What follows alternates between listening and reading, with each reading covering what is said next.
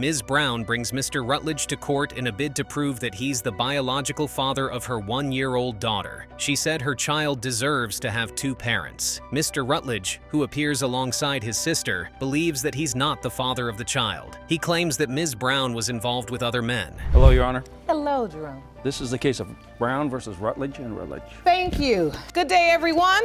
Good day. Ms. Brown, you say the only thing that matters to you today is the future of your 1-year-old daughter, Sanaya. Yes, Your Honor. Ms. Brown said she and Mr. Rutledge had sexual relations. She said her doctor told her she conceived on May 25th. She said she had sex with Mr. Rutledge and no one else around that time. She said all this happened before she got into a normal relationship with Mr. Rutledge. She said she's pretty sure. My doctor told me that I conceived May 25th, which was Memorial Day, which I was over there at his mother's house. He left to go to a cookout and everything, and me and him, had sexual relationship on that day. I did not have sex with anyone else on that day, did not have sex with anyone else around that time. Mr. Rutledge said he was never in a normal relationship with Ms. Brown. They only had a sexual relationship. He said he met Ms. Brown after she broke up with his cousin. Then she had a one-night stand with another of his cousins. He said she left that cousin and hooked up with his brother. The entire courtroom gasped. It was only sexual relationship. I met Ms. Brown she was seeing my cousin. They was dating for a while. After they broke up, they split up, whatever. She got with my other cousin. Had a one night stand with him. Mr. Rutledge said when Ms. Brown was with his brother, she told him the same story, that she was pregnant by him, that he should give her money for a morning after pill. Ms. Brown said she left out those facts because they weren't true. She said that if Mr. Rutledge felt that way about her situation with his cousins and brother, why did he then have unprotected sex with her? She ran the same story on my brother and told my brother that she was pregnant by him. She tells my brother that, oh, I need you to give me money for a morning after pill. Ms. Brown, you left these facts out. Yes, I left them out, Your Honor, because they're not facts. Ms. Brown said that Mr. Rutledge was always at her house. His clothes were at her house. She claims that Mr. Rutledge led her on, making her think they were in a relationship. She said an argument broke out after he disappeared for 4 days, and she saw his pictures on Facebook with his daughter's mother. That was when Mr. Rutledge told her that she wasn't his girlfriend. Mind you, in the midst of everything, I went on Facebook and seen pictures of him and his daughter's mother together. So I'm like, okay, so this is where he's at. I'm all upset and everything, so I couldn't wait till he came so I can, talk junk to him about what was going on. And when he came in the house thinking everything was okay, I'm like, no, you was just... Ms. Brown said when she was younger that she used to be wild, partying and drinking, that she was at a really bad point in her life where she felt she wasn't loved and she was looking for love in the wrong. She said it's all in the past, that she has changed. The judge lauded her for getting her life. Yes, back when I was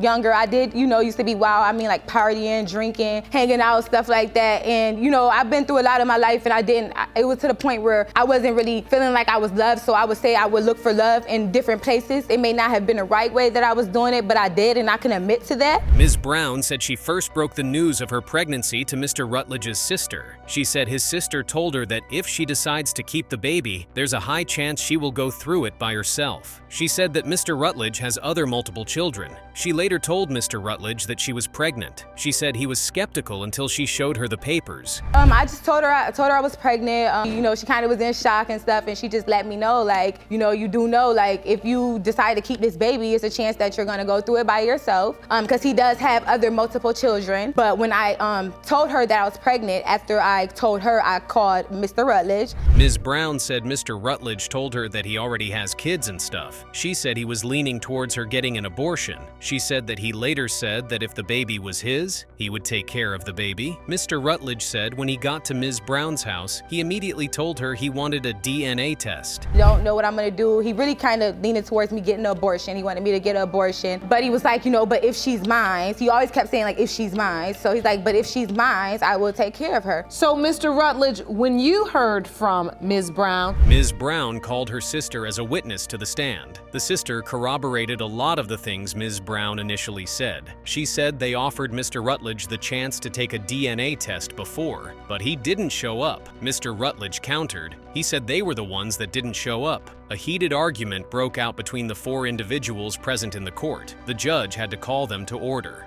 Only the DNA results can put an end to this. It has been determined by this court that you are her father. What? Now what? What y'all gotta say now? Exactly.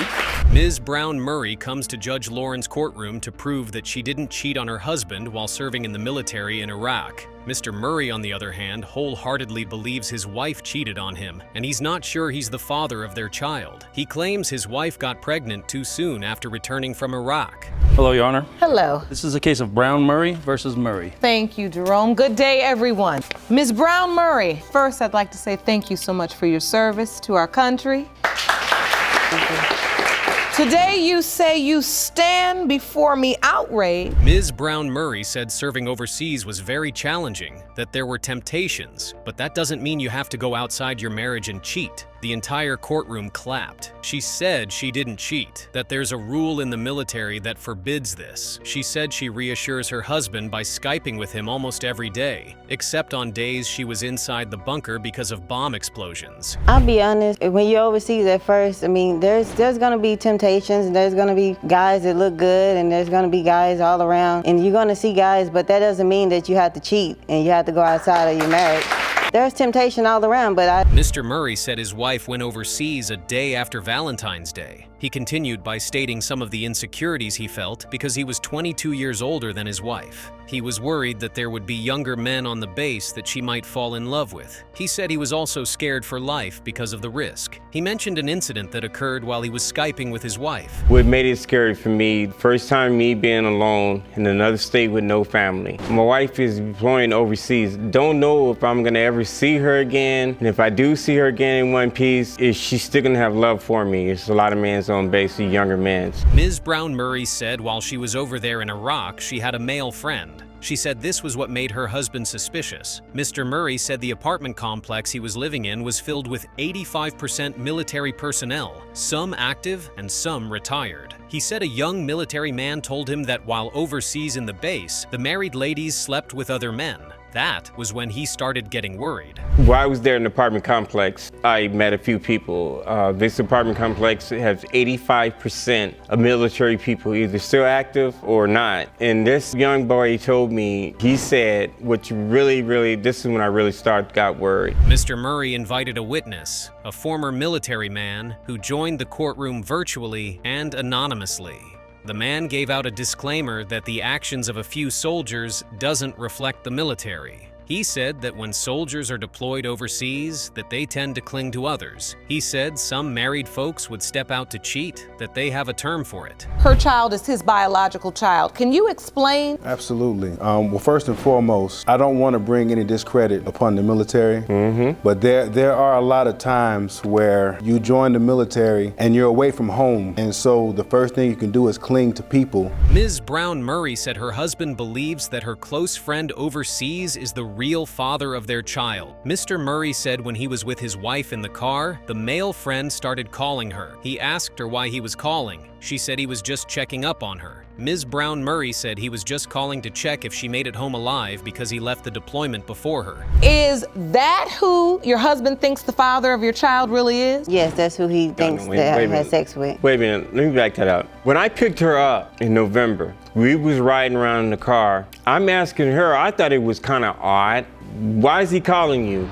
Mr. Murray said his wife got him some new shoes and he heard her on the phone speaking with someone. She told the person that he wasn't stupid. He asked her who the person was, and she said it was the male friend from the military. Mr. Murray said she was flirting with him on the phone because of the tone of her voice. She's sitting on the couch. She had bought me some Jordan, and I'm wearing my Jordans. She's talking to him. I heard her tell him, he's not stupid. He's not stupid. And, you know, well, she ain't talking to her mother like that. She ain't talking to her sister like, who are you talking to? She said his name. Ms. Brown Murray said, even with the doubts concerning paternity, that Mr. Murray is still a good father to their daughter. She said he takes care of her and plays with her, even when she is at work. Mr. Murray said he has other kids, that his other kids are a split image of him. He said the daughter doesn't look much like him. What has it been like to come home, to make it home alive, come back to your husband, and then you have a beautiful daughter, and he doubts whether or not it's his child? It's exciting to be able to come home, but with the doubt, Mr. Murray said his wife's sexual appetite changed when she returned, which was suspicious to him because she wasn't like that before. He said one night out of the blue, she showed him the pregnancy test, and before she came back, the doctor diagnosed him with a low sperm count. He said that's why he had his doubts concerning paternity. Only the DNA results can settle this. Mr. Murray, it has been determined by this court that you are her father. Thank you. I can't. Mr. Barlow brings Ms. Winslow to court. He claims his 8 kids looked like him, but he's not sure he's the father of Ms. Winslow's child because there's no resemblance between both of them. He said he knows who the real father is. Ms. Winslow is adamant that Mr. Barlow is the father, and if it turns out that he isn't, she said she knows the reason why. Your Honor, Hello. this is the case of Barlow versus... Thank you, Jerome. Good day, everyone. Good day, Young. Mr. Barlow, you say your 8 kids look exactly like you, but the defendant's son, Jabril, looks nothing like you. And that's because you're not his father. Mr. Barlow said he was away during the conception of the child. He said he believes while he was away that Ms. Winslow was sleeping with the landlord. Some members of the audience exclaimed. Mr. Barlow said he had a long history of infidelity, that when he went away, Ms. Winslow told him that payback is a B percentile dodge. The judge told him to watch his language. While I was away, you understand? While I was away, I believe she was sleeping with the landlord. You do? Yeah. And that's not possible, And- Your Honor. The landlord. Why do you believe that? What evidence do you something? Nah, See while I was something? away, I would call all the time because I got a long past of infidelity. Mr. Barlow said most times when he called, the landlord was always present there. Ms. Winslow said he was carrying out his landlord duties. She said the landlord requires her undivided attention, especially when he was there to fix something in the apartment. Mr. Barlow said the landlord was at the apartment at 10 p.m., putting the bed together. She says, yo, you calling me? He here. Call me Your back. Honor, the landlord was there And at the I'm- house. So you're because saying when he- you would call, the landlord would be there and she'd tell you to call back? Yeah. He was doing his landlord responsibility. So why hang up on me when I'm paying for the phone Because call? he need my undivided attention to see what's going on with the house. Ms. Winslow said the landlord doesn't have hired contractors in the 3-story building, that he handled everything himself, that if there's a leaking roof in her apartment at night with 3 kids there, that the landlord will come and fix it. The entire courtroom clapped. Ms. Winslow said she was pregnant at the time, that she can't possibly put bunk beds together. That's why she called the landlord. Because he doesn't have contractors. He does things So what his in a so-called girlfriend three-story thinking about building this? himself. He doesn't have a hired contractor. He's doing everything himself. So if he has to come at 10 o'clock at night to fix some water that's leaking from my roof with 3 children in my house, then that's what he's gonna do. Mr. Barlow said he called over 80 times when he was away,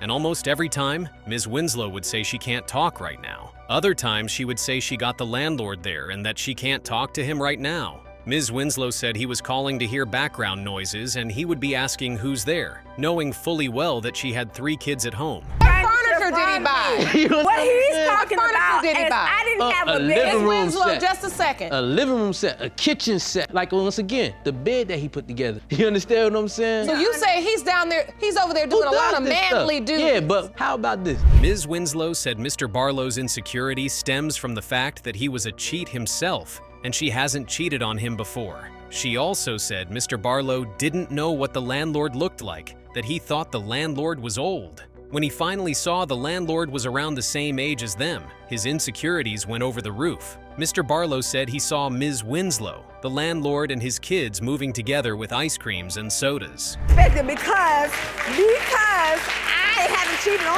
That's him. it. You know what the real problem is, Your Honor? Mr. Barlow didn't know what the landlord looked like. So when he finally saw the landlord, he was like, oh, I thought the landlord was old. When he found out he was around our age. Ms. Winslow said the child doesn't look like her or Mr. Barlow. She thinks something might have happened at the hospital. She believes that the baby was swapped. She said it would be devastating to her if she eventually found out that that was what happened. She said she would have to start looking for her real child. Judge Lauren said that was the first time in this courtroom she's hearing about a baby being swapped. However, he doesn't look like me or Mr. Barlow. So what you're saying is your son is very fair-skinned. Like- Oh, he's a Good question, beautiful Will. little boy. Yeah, that's... And so you feel like when you look at him, though, you don't see any resemblance. Nah, he ain't me. The judge adjourned the court to consult the results before proceeding. She said she wanted to make sure that Ms. Winslow was the real mother of the child. She returned from her chambers and read the maternity test. The results showed that Ms. Winslow was indeed the mother of the child. Ms. Winslow was happy, and she said she was relieved. So I needed to look through the results. I had to find the maternity portion of the results so that I could confirm whether or not you are in fact Jabril's mother. These results state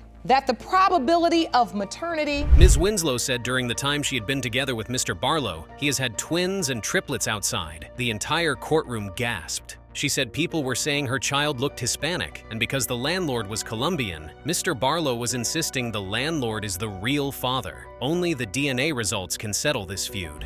It has been determined by this court. Mr. Barlow, you are the father. Thank you. Thank you. Thank you, Your Honor.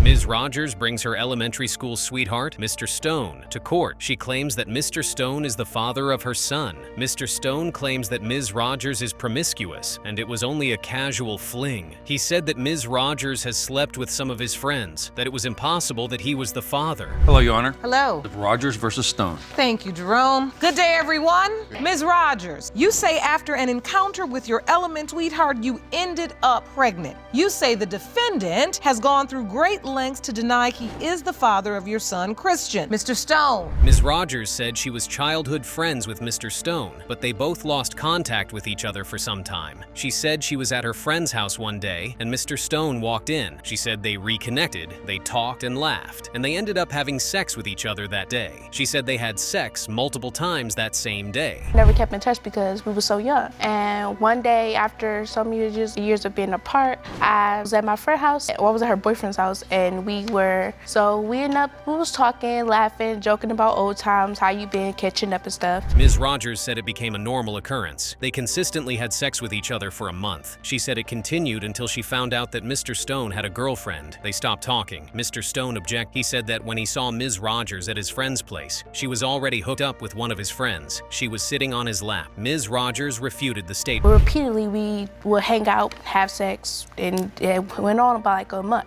Once I found out that he had a girlfriend, we stopped talking. You had no idea? I did not have no idea that he had a girlfriend. He told me about a girl that he had talked to, but he stopped talking to her. Mr. Stone said that all the time he had sex with Ms. Rogers, he was always wearing a condom. He said they only had unprotected sex once. Ms. Rogers said that he's lying, that they had unprotected sex several times. Mr. Stone said the only other time was during a threesome. The whole courtroom gasped. The threesome happened between Ms. Rogers, Mr. Stone, and his girlfriend. I was not sitting on nobody's lap. Your Honor, when I walked in, we caught eyes. She was on his lap, and I was not like on I his said, lap. we ended up talking. He can make you believe I was not. One at a time. Separated from everybody, we started talking. Yes, we ended up leaving from one of my friend's house, went to her friend's house. We did have sex. Mr. Stone said that one of his close friends told him he slept with Ms. Rogers. He said when Ms. Rogers told him she was pregnant, it was around the same time she was also sleeping with one of his friends. Ms. Rogers said the statement was false. She said the time she was having sex with Mr. Stone, she didn't have sex with anyone else. So your friends were talking? Yes. And you all basically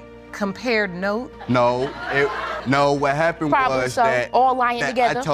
I told him like I knew Destiny for a while, you feel me? So I was like, you talked to her? He like, yeah, I talked to her. We did this, we did that. So I'm like, oh, really? You feel me? Ms. Rogers said she found out she was pregnant when she went to the doctor to get her birth control pills. She said she wasn't trying to have more kids, that she already has 3 kids. Everyone was shocked. The judge said she's just 18 years old with 3 kids. Ms. Rogers said she just got accepted into college, so she didn't want any kids. And we was all telling people, oh, we went to school together. I was not sitting But like laughing. listen, Ms. Rogers, it really doesn't matter. At the end of the day, I mean, even if you were sitting on the friend's lap or you weren't, at the end of the night, you were sitting on Mr. Stone's. That's the problem.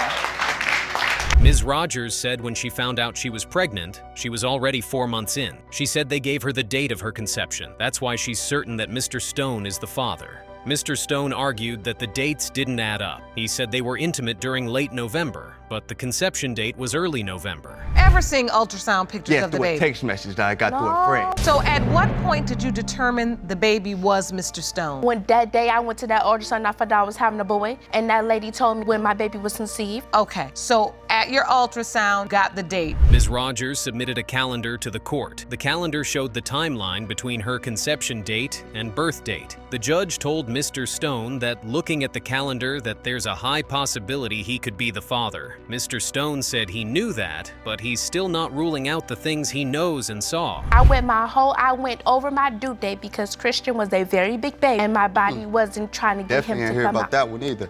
You say you were intimate with Mr. Stone in November, and that's when the doctors told you you conceived. Mr. Stone said the baby was forced on him. He said during a conversation he had then with Ms. Rogers, she told him that there's a possibility he couldn't be the father. Mr. Stone said he wasn't notified when she found she was pregnant. He said he found out through a friend. The judge said that both parties haven't agreed on one thing since. Only the DNA results can put this matter to bed. And determined by this court. Mr. Stone, you Told you I don't get lying about nothing. I know what I did. I paid for extra. Mr. Patrick brings his girlfriend, Ms. Pence, to court. He claims that 5 years ago, he made a grave mistake by opening his door to a stranger. He believes the stranger is the father of Ms. Pence's 4-year-old fraternal twins. Ms. Pence is certain that Mr. Patrick is the father, and the DNA result will prove her innocence. Hello, Your Honor. Hello. Patrick versus Pence. Thank you, Jerome. Good day, everyone. Good day. Mr. Patrick, you say 5 years ago you made a huge mistake by opening your doors to a stranger who needed a place to stay because that man betrayed you and slept with your girlfriend, Ms. Pence. Mr. Patrick said when they got a house, they met a gentleman who needed somewhere to stay. The stranger offered to pay his bills and stuff. He was basically renting a room. Mr. Patrick said the stranger stayed for 5 to 6 days and he moved out. He was baffled why the stranger left that fast. He said one day his girlfriend went to the neighbor's house across that street and spent the whole day there. Help pay the bills and stuff. Which So you I thought would basically be, took in a person that was going to rent a room. Yeah, basically, yes. Okay. Well, he stayed maybe 5 or 6 days and he up and moved out. And I questioned her. I said, wonder why he just upped and left. Is it because me and you argue a lot? Mr. Patrick said when she returned, her hair was a wreck. He said that Ms. Pence didn't say anything coherent. She was talking in circles. Ms. Pence confessed that at that time she told Mr. Patrick that she had been sleeping with the gentleman that stayed with them. The entire courtroom gasped. She said it was a one-time thing. It didn't happen again. She said Mr. Patrick still believed that it happened more than once. Really? And her hair's a wreck. You know, she looked like she went through a hurricane or something. Miss So I Pence, started you got missing overnight? I did, Your Honor. Why was you gone all night? You know what I mean? What'd you do? Who was you with? And what was her response? She just was talking in circles, basically. I confessed, Your Honor. Ms. Pence said Mr. Patrick had always accused her of cheating even before the incident happened. Mr. Patrick said she was too flirtatious. Ms. Pence said that was how she was raised, that she was from the South. Mr. Patrick said he was raised differently. Ms. Pence said she had never slept with anyone before that. I kind of went looking for him. Larry had continuously, from day one, accused me of cheating constantly. Mr. Patrick? Yes, Mr. Patrick. I had never slept with anyone else before that night. I had You're always constantly... so flirtatious. I was constant... Ms. Pence said there was no specific reason as to why that guy. She said it was just someone that was around, and it happened. She said when the guy moved out, she went out with her neighbor to look for him, and they ended up having a one-night stand. She said nothing happened after that night. She said it's probably the biggest mistake she has made in her life. Well, I have another question. Why that guy? You say you left the house and you said I went looking for him. And I told him if he kept pushing me and kept saying I was cheating, that it's gonna happen, and it did that night. Why that guy? Like you went out looking for him. There was no specific reason as to why that guy. Ms. Pence submitted a calendar that shows her the date of her conception and the date of the birth of the twins. She said it was the time she was having sex with Mr. Patrick. Mr. Patrick refuted. He said it doesn't mean anything that it was a 5-day window.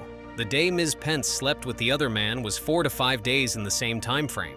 And then on August 7th is the date that the twins were born. That don't mean that. That's a 5-day window. It does. The doctor had said that the twins were conceived right around the 2nd of November, Your Honor. The twins were born almost completely full term. And if you count those dates back, it only leads to Mr. Patrick. Mr. Patrick said he believed that Ms. Pence slept with the other man more than once. He even petitioned the court to administer a lie detector test to Ms. Pence. Mr. Patrick believes that one of the twins has ADHD. He said it doesn't run in his family. A doctor was introduced into the courtroom.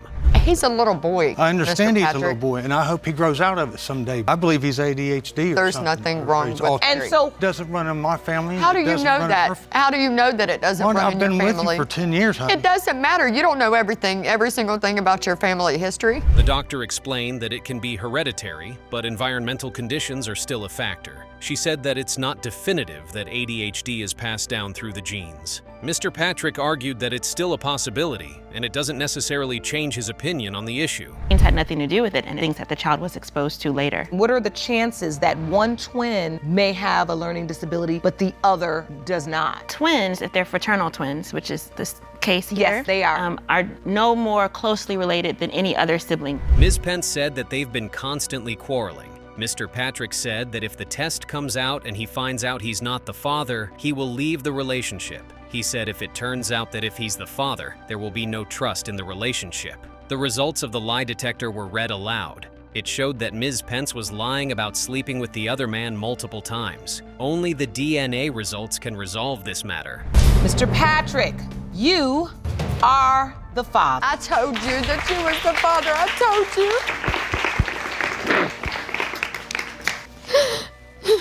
Are you relieved, Mr. Patrick? Oh, very much so. Ms. Streeter brings Mr. Hartfield to court. She claims that Mr. Hartfield convinced her to have his child until she discovered that he was married. She said that Mr. Hartfield is now denying the paternity of the child in a bid to save his marriage. Mr. Hartfield, alongside his wife, were adamant that he's not the father of the child. Hello, Your Honor. Hello. This is the case of Streeter versus Hartfield. Thank you, Jerome. Good day, everyone. Ms. Streeter, you claim that during your relationship with the defendant, he convinced you to get pregnant with his child, but what you didn't know is that he was a married man. Ms. Streeter said she and Mr. Hartfield was dating for about 8 months. She said he told her to have his baby, that he never got the chance to raise a child of his own. Mr. Hartfield interrupted and said that Ms. Streeter was telling a bunch of lies. He said that it's possible that Ms. Streeter is thinking and referring to somebody else. A long time we were in a relationship, a committed relationship with just me and him. And throughout the whole relationship, he wanted to have a baby. He said he didn't get to raise any of his. So we went to the hospital and we got the birth control taken out together. We went together. Mr. Hartfield said when he met Ms. Streeter, he found her very attractive and decided to date her. He said he made her aware that he was already married. Ms. Streeter said that he's lying. Mr. Hartfield said that if he was lying, then how did Ms. Streeter got his wife's phone number and called her? He said it's because he was paying Ms. Streeter not to mention anything to his wife. The entire courtroom gasped. And I even, did things to convince her that, okay, maybe I will be a guy that she could take a chance with as far as going out on dates. But you were doing married. things. And I made sure that she that as Oh well. my God. I made that very clear. He's lying. In fact, Your Honor. Ms. Streeter said she found out that Mr. Hartfield was married when he told her the name of one of his relatives, and she went on Facebook to stalk the person. She found his wife's page and she saw pictures of them together. She said Mr. Hartfield denied the whole thing until she decided to call the wife and tell her that her husband had been cheating on her for the past 8 months. He's lying. That don't have nothing to do with why I called your wife. At what point did you discover he was married? Let's get to that. He had ended up telling me a relative's name, and I had went on Facebook and found the relative, then found Mrs. Hartfield's page. Mr. Hartfield said Ms. Streeter was trying to extort him. He said after calling his wife, she threatened that she was going to report that he stole her car. He said he was in a situation that if he doesn't play Ms. Streeter childish games, he was going to get locked up or lose his wife. But I'm telling you that is not true. You 46-year-old married man, Mr. Hartfield. What game are you playing with a 22-year-old girl? I want to understand, what game is this you feel like you need to play with a 22-year-old girl? Mrs. Hartfield took the stand. She said the whole ordeal was ridiculous. She said she found out about the affair from the text messages she received from Ms. Streeter. She said she confronted her husband about it. He waved it away that she was a nobody. She then proceeded to call Ms. Streeter. She said they had a decent conversation. She told she was pregnant and her husband was responsible. I know she wants some results too. So, Miss Hartfield, I can see when you were sitting there, this was very painful for you to hear. This is ridiculous. Did he fill you in on all of these details and the fact he's still texting this 22-year-old young woman? No, he did not. Mrs. Hartfield said she told Ms. Streeter that her husband wouldn't take care of her child because he didn't take care of theirs at home. The courtroom gasped. She said that was the last conversation she had with Ms. Streeter. Ms. Streeter said that Mr. Hartfield was there when she gave birth. She said he was excited. Mr. Hartfield denied being excited. Ms. Streeter said he initially signed the birth certificate before removing his name. I'm not dealing with this. I don't want any part of this. And that was where I left it, and I haven't spoken to her since. And so, Ms. Streeter, who was with you at the birth? He was there when the baby was born. He was excited, like, you know, that's my baby, that's my boy. I never got to see none of my kids born. I want to be with you. Ms. Streeter submitted the first birth certificate with Mr. Hartfield's name to the courtroom. Mr. Hartfield pointed out that his name was printed and that there were no signatures. He said it happened because Ms. Streeter was pressuring him to sign the birth certificate. Mr. Hartfield said Ms. Streeter told him he's not the only daddy. Ms. Streeter said he was lying. Yes, I do. I have the original one when he first signed the birth certificate. So his name is placed on the certificate of birth. So, Mr. Hartfield, you're a married man, but you're on this child's original birth certificate. No, well, the name is printed. A heated argument broke out between Ms. Streeter, Mr. Hartfield, and his wife. Mr. Hartfield even rebuked his wife at one point. Mr. Hartfield said he doesn't care about the outcome. The judge had to pacify Mr. Hartfield to watch his tone when talking to his wife. Mr. Hartfield said he wanted a divorce if he could. He revealed that she was his 7th wife. The entire courtroom gasped. Only the DNA results can stop this chaos. Mr. Hartfield, you are the father. Okay, that's okay. Do you understand now what you just made a child with? Right. No, look at me. I don't know what he told you up until this point.